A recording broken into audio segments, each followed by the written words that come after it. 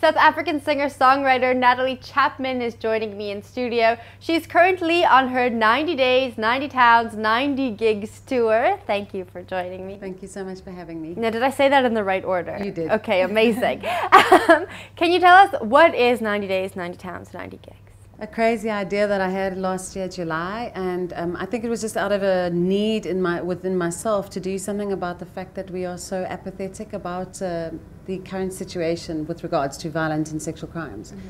And what do you do as an individual? You know, I'm a musician, that's what I do for a living, so I just had this idea that why don't I just go on I guess it's a bit of a pilgrimage for myself. Yeah. And what is the objective of it, which is difficult to define because people say, how can one person make a difference? The objective is really to impact at least one person in each town, whether it motivates them to be inspired to do something for their community, or like I've seen, I'm on day 25 now, so I've seen and heard a lot of stories from people who would never have spoken out before. And I think that for me is more valuable than the money that we're trying to raise as well, and everything else. It's just starting a conversation with South Africans, amongst ourselves, victims and people who aren't victims, you know, and saying we need to take responsibility for the situation we're in and stop pointing fingers, because we can't change our government, our police in one day, but we can change something within our community. Well, why was it important for you to shine light specifically on violent and sexual crimes? Well, I think all of us are impacted by it. I mean, my mom was molested as a little girl up until the age of 12 by family members, 3 of them. And so I grew up with her talking about that to me quite openly, and I think that she gave me an awareness that a lot of people didn't have. And we have a tendency in South Africa, and this is across the board of the cultures, is to rather keep what's in the home. And you don't talk about it, and you don't offend anybody, and you don't go and mess with the perpetrator's life because, you know, rather just you're a little girl, just keep quiet and not rock the boat. So I grew up always thinking that that was really, an injustice, and I saw the impact it had on my mom. Then growing up, I've also been a victim of abuse and been a victim of crime. And had friends killed in violent crimes, and had, you know, the fear as a woman, especially I go out at night, I work at night, there's always this constant fear that something might happen. Well, inevitably it's going to happen. Your odds are pretty bad. So I think, sorry, I go on a bit about it, but I'm passionate about it, is also that South Africans seem to be very angry with each other. Our sense of community has dissipated, and I think that if we start doing something ourselves a bit more positive and start caring about each other, caring about the victims instead of ostracizing them, that we could make a difference. So where did you start? And then kind of maybe take us through what happens when you go from town to town. Yeah, so the day started in Pretoria, and I won't tell you all the 26, but it went kind of Bronkhorstspruit, Nelspruit area, then we cut across down to Potchefstroom, so we did a bit of Limpopo, then across most of the Northern Cape, across to Springbok, which included Pofadder and Kathu and Willemstad and all these places that you never get to go to, but you talk about. I have a Pofadder bumper sticker now. What has the reception been like in each town that you visited? So far, it's been overwhelming and really surprising, because going into a Afrikaans farming community, I was a bit worried that I would, you know, they'd say, well, play some De La Rey or play.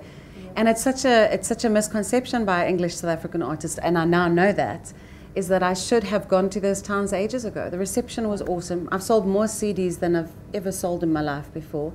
And they invite you back, and they are such good hosts, you know. Wow. It's that really, really good people. So, yeah, and not only the Afrikaans farming communities, but like in Pofadder, the community was amazing.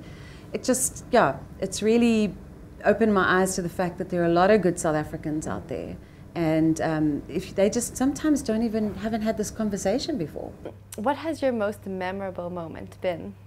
I think probably, and it just keeps going in my mind, there's a lot of amazing people that I've met, but I went to an orphanage in Graskop.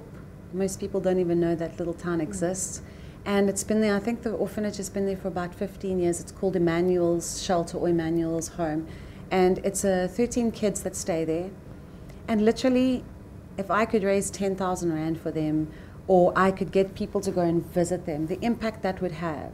These guys are kind of left, and it's the first one I visited, but it sticks in my mind. And I think they're like sponges, you know. They just can't believe that somebody would come and visit them. Can people follow your journey online? The best portal is my website, which is nataliechapman.com, and that links to my Facebook. I'm very active on my Facebook fan page, Twitter as well, and it also links to all the partners, my website, to all the partners, so you can go and look at the NPOs that I'm working with and the sponsors, and if you really want to donate to either one of them or to the project, you can do it through that. And I'm pretty much, trying my best to let people know what's happening. What happens once the 90 days are over? I think I didn't know, you know, I've got a lot of opportunities in America at the moment, and I thought that I would just head off straight afterwards. But this project has changed me as well, even after 25 days. And I think that what's going to happen is the momentum built will really have most of the impact once I'm done. It's funny how people want to see you finish it first before they'll get like on board, you know. It's like, oh yeah, it's a great dream, nice idea, but I mean, really do it. So I think it would be, I think that my time in the next few months afterwards are going to be taken up a lot by forwarding the cause, and not necessarily with performances, but just monopolizing on the awareness that's been built up over the course of the 90 days. Well, don't burn yourself out. No, well, I mean, I guess I'll be burnt out anyway. But I also have a big vision for 90 days in taking it around the world as well, because this is something that impacts almost actually every country. We have really ridiculous crime rates and rape rates in South Africa. But there are other countries that also have it, and countries with different issues. Like if I do tour in America, why not do it for a cause?